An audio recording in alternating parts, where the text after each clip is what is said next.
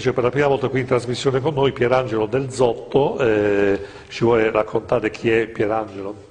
Sì, professionalmente sono dottore commercialista, revisore enti locali e revisore legale.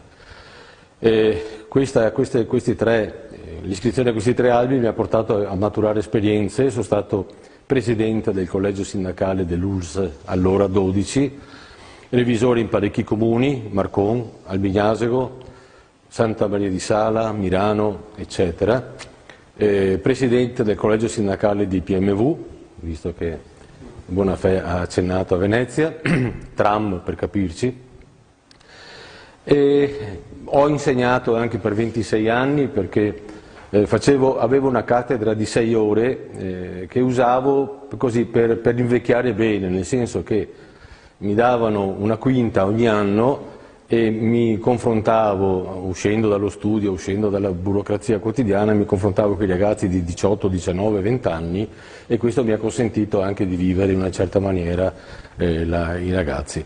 Politicamente sono stato vicepresidente della municipalità del Lido, sono stato assessore al bilancio in provincia di Venezia, attualmente da un po' di anni sono segretario politico di Prima il Veneto Punto e in questa occasione mi candido sindaco a Venezia in quanto ritengo che le esperienze politiche e professionali maturate in passato mi consentano di, in qualche maniera, di affrontare il problema e di dare una mano a una città che sta naufragando clamorosamente per scelte sbagliate che semmai poi, se la trasmissione vedremo dopo. Ecco. Del Zotto, anche lei naturalmente candidato sindaco e chiaramente si manganella quello che hanno fatto finora, come la vede? In realtà sì, al di là dello scenario un po' qualunquistico, come è già stato anticipato, il nostro slogan è: noi non siamo di destra, noi non siamo di sinistra, noi amiamo la nostra città, cioè noi amiamo Venezia. Allora, se io mi guardo indietro negli ultimi 11 anni, vedo che a fronte della promessa di riportare a Venezia 30.000 veneziani, abitanti, ne abbiamo persi 20.000, quindi questa è stata la promessa non mantenuta. In merito al verde che cresce, faccio presente che Stadio e Palazzetto hanno creato la cementificazione di Tessera, chiamandolo Bosco dello Sport impropriamente, perché non è vero che pianteranno quegli alberi che hanno detto, perché l'80% sarà arbusti e il 20% alberi.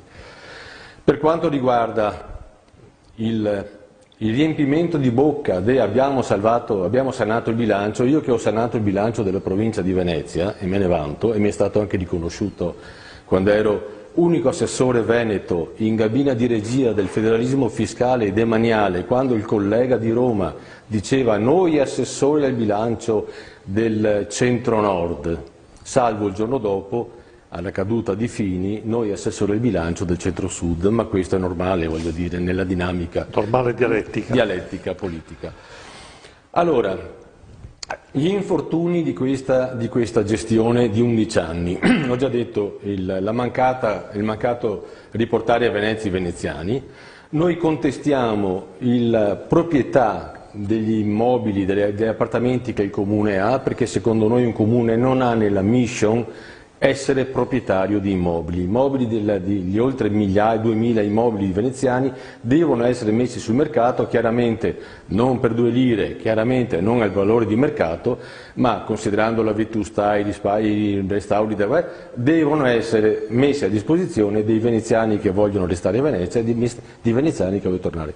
Quando si parla di spopolamento di Venezia, occhio, perché è il Comune che sta perdendo, noi siamo andati sotto i 250.000 abitanti, il che vuol dire che sotto i 250.000 abitanti le municipalità non sono più obbligatorie.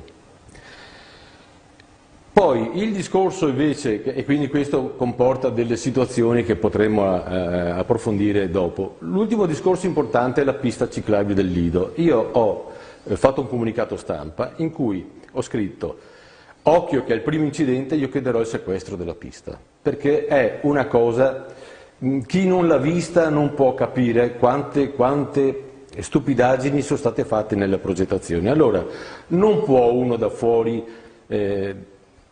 dire facciamo la pista Torino-Venezia, non conoscendo, anzi poi sarebbe anche Torino-Chioggia e così via, non conoscendo la realtà dell'isola del Lido. Il Lido nel punto più stretto è largo 200-300 metri. D'estate una delle due strade viene chiusa per la mostra del cinema, cioè tutto quello che passa per il Lido passa su una strada che ha una careggiata di qua e una careggiata di là. Adesso hanno mescolato la pista ciclabile che nasce per separare i flussi ciclistici da quelli automobilistici, ha creato una commistione per cui anche l'altro ieri, siccome stanno creando la pista ma ci sono gradini, ci sono sbalzi, anche l'altro ieri ci sono stati 2 infortuni.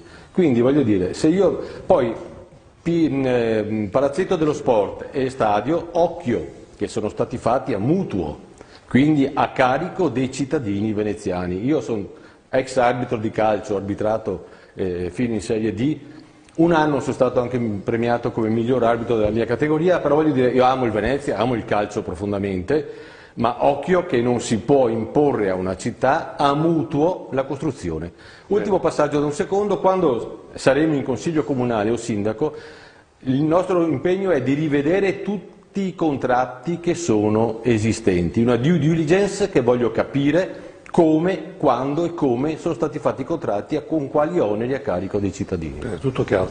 Allora Del Zotto, se vuole anche lei dire qual è la cosa più importante per il vostro progetto? Chiedo scusa a Paolo, ma sembrava quasi il programma di chi era l'opposizione, di chi è stato l'opposizione. Allora, noi abbiamo 3 punti fondamentali. Casa, e ho già spiegato prima che il nostro obiettivo è che il Comune venda e metta sul mercato tutte le case. Salute e lavoro, perché purtroppo Venezia ha università rinomate, ma quando poi uno si laurea a Ca' Foscari, si laurea all'architettura, non trova lavoro a Venezia, perché a Venezia trova lavoro soltanto cuochi, camerieri e baristi. I 3 punti fondamentali sono però coperti dalla sicurezza. Noi abbiamo una realtà a Venezia di ladruncole e una realtà a Mestre, che sanno tutti, di droga, di spaccio, eccetera. Sabato scorso eravamo in Piazza Fretta col gazebo, dietro ci sono arrivate 4 ladruncole, 4 di quelle persone pickpocket, con le borse di boutique, cioè erano andate a fare le spese con quello che avevano rubato in giro. Abbiamo chiamato chiaramente i vigili urbani, la polizia locale e la polizia di Stato e li hanno fatti fuggire. Ma voglio dire, perché a Venezia c'è il problema di ladruncoli in centro storico e dello spaccio di droga? Evidentemente c'è qualcosa che non funziona. Allora il nostro secondo passaggio è spoil system totale, quindi una volta arrivati dove dobbiamo arrivare, io non parlo di ballottaggio perché noi corriamo per vincere, tutti quanti quelli che corrono di una gara, anche se sono potenzialmente non primi, corrono per vincere. Noi chiediamo lo spoil system, cioè giù i vertici del Comune, della dirigenza del Comune e di tutte le partecipate, Veritas, AVM, ACTV, eccetera, perché quello che io sento dalla gente è che non è che la situazione si sia creata, la situazione è stata creata appositamente e 11 anni di questa gestione ci ha portato a una città invivibile, tanto è vero, ripeto, che il Comune è andato sotto i 250.000 abitanti, perché tutti parlano dello spopolamento di Venezia, molti dimenticano lo spopolamento di Mestre a favore di Mogliano Veneto, Mirano, eccetera. Quindi Spinea, e quindi è da ripensare totalmente l'amministrazione di Venezia, al di là di chi gestisce Roma, al di là di chi comanda Roma, di chi comanda in Regione. Ci vuole un'amministrazione che prenda in mano la situazione, perché si può ancora prendere in mano, perché quando le cose sembrano perse c'è sempre, la storia insegna, un imbalzo che può essere utile per cambiare. Ecco, poi Del Zotto. C'è un grosso malinteso alla base di questo ragionamento, non si deve parlare di overtourism, si deve parlare di over-excursionism, nel senso che io vedo i barconi che arrivano da Cavallino, da Jesolo, da Chioggia, sbarcano alle 9 di mattina centinaia se non migliaia di persone, alle 3 di pomeriggio li riprendono per riportarli indietro portando il secondo turno, cioè c'è gente che monta in barca nel barcone alle 9 di mattina e alle 3 ritorna, quindi fa tempo probabilmente a vedere come è fatta Piazza San Marco. Questo non può esistere, questo è uno sfregio alla città. Poi mi chiedo sempre, ma dove paga l'addizionale comunale l'armatore? Non la paga a Venezia, la paga il Cavallino, la paga a Jesolo, la paga a Chioggia. Quindi c'è un malinteso di fondo, il turismo va coccolato perché la gente mangia, dorme, vede i musei, l'escursionismo va assolutamente ridotto. Come? Con la moral suasion, non con il ticket. E ci dice ragazzi cosa venite a fare 2 ore a Venezia? State a casa vostra. Tutto chiaro? Ecco, Del Zotto, prego. Sì, io per la professione che esercito, perché? Perché a me è capitato di fare l'assessore al bilancio in provincia, gestivo 256 milioni di euro, sanando la provincia che veniva da una situazione deficitaria. Da presidente del collegio sindacale dell'US 12 controllavo 512 milioni di euro, che tradotti in lire diventano cifre esagerate. Io credo di aver sempre dimostrato la mia lealtà, la mia professionalità. Mi viene riconosciuto quotidianamente per le calli di Venezia, quindi durante questa campagna, questa mezza campagna, perché abbiamo avvicinato la gente giusto per le firme, poco più, abbiamo riscosso molta simpatia. Io mi auguro che la molta simpatia che abbiamo riscosso possa diventare anche molti voti.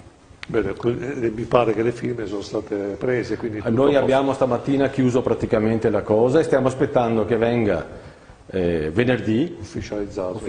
No, che venerdì bisogna portare tutto l'Ambaradan e lo si porta a Rialto, non a Mestre. Stamattina ci è stato detto guardate che a Rialto. E lì sarà un tourbillon, perché dalle 8 di mattina alle 8 di sera non c'è la prenotazione, per cui ci si mette in fila e quando toccherà, toccherà. Pierangelo Del Zotto, segretario nazionale, prima il Veneto, punto, perché bisogna metterlo, candidato sindaco comune di Venezia. Della ragione sociale. Esatto. Buonasera, grazie a chi ci ha ascoltato e chi ha avuto la pazienza di ascoltarci. Quindi hanno raccolto le firme e quindi si va avanti.